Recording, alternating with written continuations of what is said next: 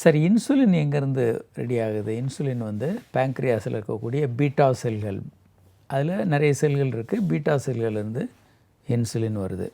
Insulin மூலமாக செல்களுக்குள்ளே குளுக்கோஸை உள்ளே தள்ளுறதை பார்க்குறோம். அந்த குளுக்கோஸு அது இன்சுலின் வழியாக அந்த பாதை வழியாக செல்களுக்குள்ளே வருது. தானாகவே செல்களுக்குள்ளே குளுக்கோஸ் போக முடியாது. இதில் நம்ம பார்த்தோன்னா குளுக்கோஸ் லெவலும் இன்சுலினும் எப்படி இருக்குது? ஸோ குளுக்கோஸ் அதிகமாக இன்சுலினும் கொஞ்சம் அதிகமாகும், குளுக்கோஸ் குறைஞ்சா இன்சுலினும் குறையும். கிட்டத்தட்ட ரெண்டுமே ஒன்றோட ஒன்று இணைந்து போய்கிட்டு இருக்கும். இப்போது சர்க்கரை நோயாளிகளுக்கு என்ன பண்ணணும்? சர்க்கரை நோயாளிகளை பொறுத்த வரைக்கும் சில விஷயங்களை நம்ம பார்க்கணும். ரெகுலராக அவங்க சர்க்கரையை செக் பண்ணணும். வெறும் வயிற்றில், முன்னெல்லாம் ரொம்ப காலமாக என்ன பண்ணுவோன்னா வெறும் வயிற்றில் சர்க்கரையை செக் பண்ணுறது, சாப்பிட்ட பிறகு 1.5 மணி நேரம் 2 மணி நேரத்துக்கு சர்க்கரையை செக் பண்ணுறது. ஆனால் இப்போது கருவிகள் புதுசாக வந்துருச்சு. 24 ஹவர்ஸும் மானிட்டர் பண்ணுற மாதிரி நம்ம ஒரு பேட்ச் மாதிரி ஒட்டிக்கலாம் தோள்களில்.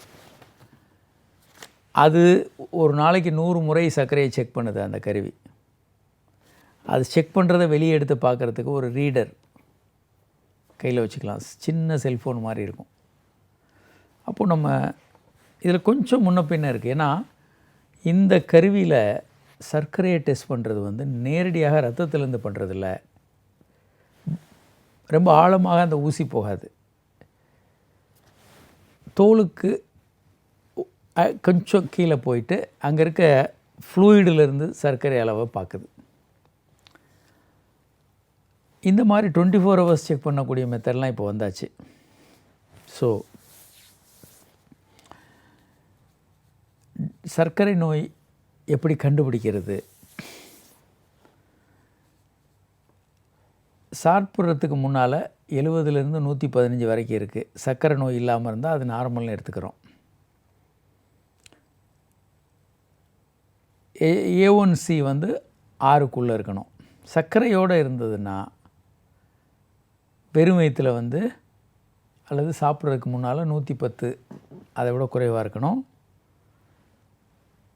A1Cன்னு சொல்லக்கூடிய அந்த 3 மாத ஆவரேஜ் 7க்குள்ளே இருந்தால் நல்லது.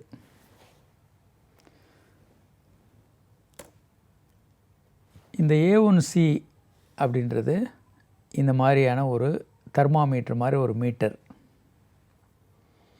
7 வரைக்கும் இருந்ததுன்னா பரவாயில்ல, சர்க்கரை நல்லா இருக்குதுன்னு அர்த்தம்.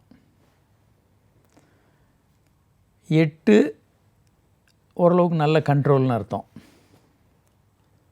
10, 11 வரைக்கும் போகும்போது நல்ல கண்ட்ரோலில். அதுக்கு மேலே போச்சுன்னா 13, 14லாம் போச்சுன்னா கண்ட்ரோலே இல்லை, மோசம், ரொம்ப மோசம், ஆபத்து. அப்போது A1C ரொம்ப ஒரு முக்கியமான அடையாளமாக இருக்குது. இப்போது அது நிறைய எடுக்கிறோம்.